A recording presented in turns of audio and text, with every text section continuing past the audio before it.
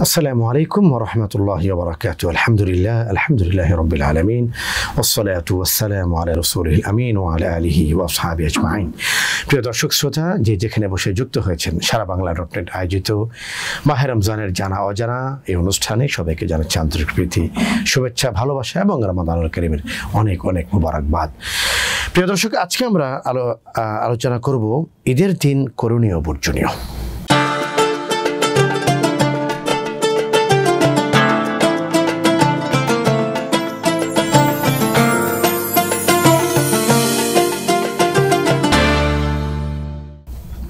ঈদ উল ফিতর অথবা ঈদ উল আজহা বছরের ৩৬৫ দিনে একমাত্র একটি দিন এই দিনটি আগমন করে।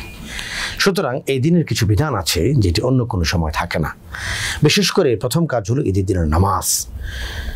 এই ঈদের দিনের নামাজটি একটু ব্যতিক্রম। নামাজের প্রথম কথা হলো, অনেকে মনে করেন যে নামাজের নিয়ত কি। ঈদের নামাজের আলাদা করে কোনো নিয়ত করতে হয় না। আপনি ঈদগাহে চলে এসেছেন, আপনি মসজিদে চলে এসেছেন, এটি আপনার নিয়ত। বাসা থেকে পবিত্র হয়ে নতুন কাপড় চোপড় পরে, ভালো কাপড় চোপড় পরে, আতর গোলাপ মেখে আপনি ঈদগাহে এসেছেন, মসজিদে এসেছেন, এটি আপনার নিয়ত হয়ে গিয়েছে। এখন ইমাম সাহেব আল্লাহু আকবার বলে নামাজে দাঁড়ালেন।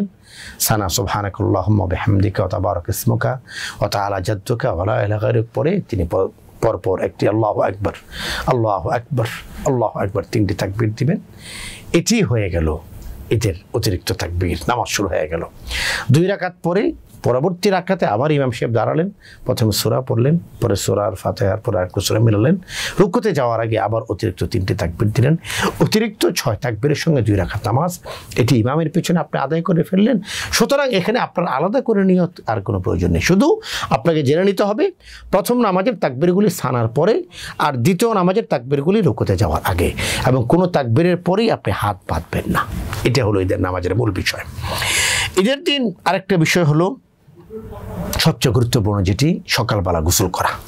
নামাজ যাওয়ার আগে গোসল করে মসজিদে যাওয়া। বিখ্যাত সাহাবী হযরত ইবনে ওমর রাদিয়াল্লাহু তাআলা আনহু থেকে একটি হাদিস দেখা যায়, তার জীবন কর্ম সম্পর্কে আমরা একটি তথ্য পাই। ইন্না আব্দুল্লাহ ইবনে ওমর রাদিয়াল্লাহু তাআলা আনহু কানা ইয়াগতাসিলু ইয়াউমাল ফিতরি ক্বাবলা আন ইয়াগদু ইলাল মুসাল্লা।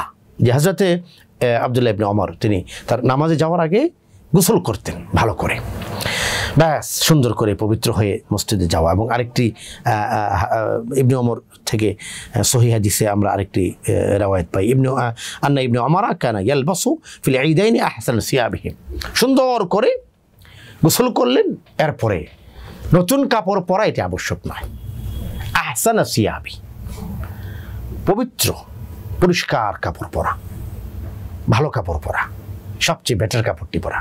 ঈদগাহে যাচ্ছেন, 1 মাস রোজা রাখার পরে বিখ্যাত কিতাবে এসছে, লাইসা লাহুল ঈদ মান লাবিসাল জাদিদ, যে নতুন কাপড় পরেছে তার জন্য ঈদ নয়। ফালাহুল ঈদ মান রাহা মান বারা মিনাল ওয়াঈদ, যে ব্যক্তি আল্লাহর ধমকি থেকে বেঁচে গিয়েছে।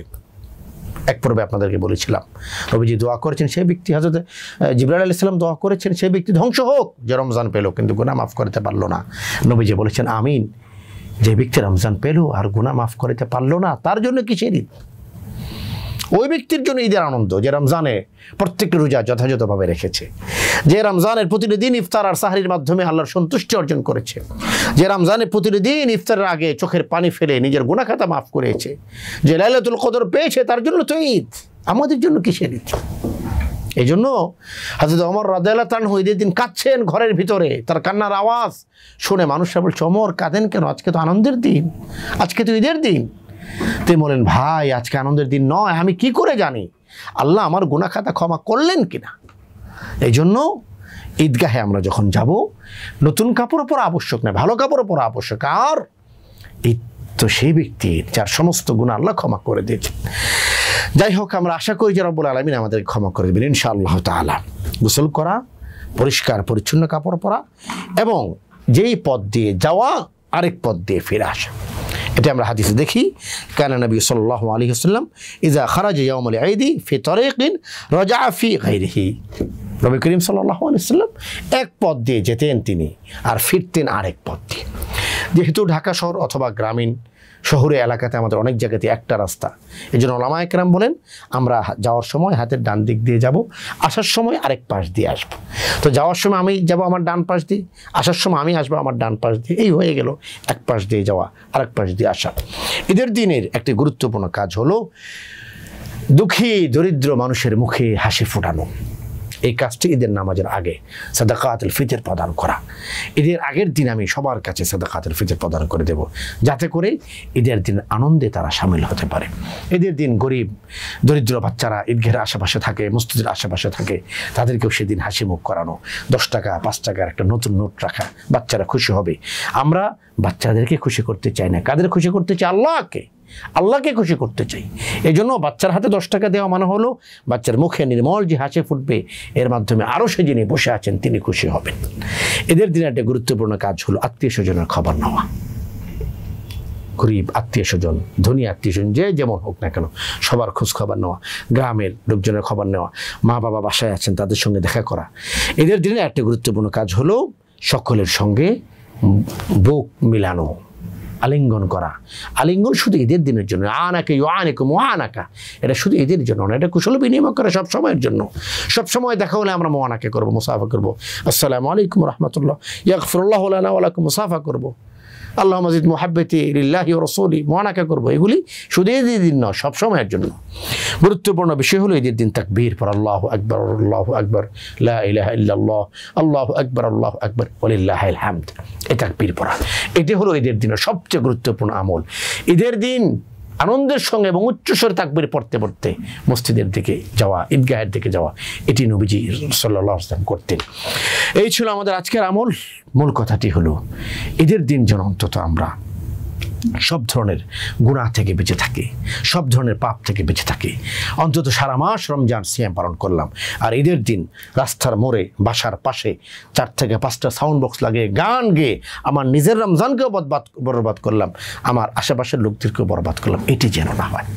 আমার সন্তান করছে, সন্তানকে বোঝাবো, আমার পাশের বাড়িতে কেউ করছে, বোঝাবো। কোনোভাবেই যেন ঈদের দিনের পবিত্রতা কোনো অপবিত্রতার মাধ্যমে, গান বাজনার মাধ্যমে, কোনো ধরনের অশ্লীল কিছুর মাধ্যমে যেন নষ্ট না হয়। আল্লাহ রাব্বুল আলামিন আমাদের প্রত্যেকের জীবনে সুন্নাহ ভিত্তিক ঈদ বারবার আসার তৌফিক দান করেন। ঈদের মাধ্যমে আমরা যখন ঈদগাহ থেকে ফিরে আসব, আমার ঈদগাহের নামাজের পরে মোনাজাতের মাধ্যমে জীবনের সমস্ত গুনাহ খাতা মুক্ত হয়ে যেন আমি নিষ্কলুষ চরিত্র হয়ে ফিরে আসতে পারি। আল্লাহ সেই তৌফিক দান করেন। আমিন ওয়া আখিরু দাওয়ানা আলহামদুলিল্লাহি রাব্বিল আলামিন।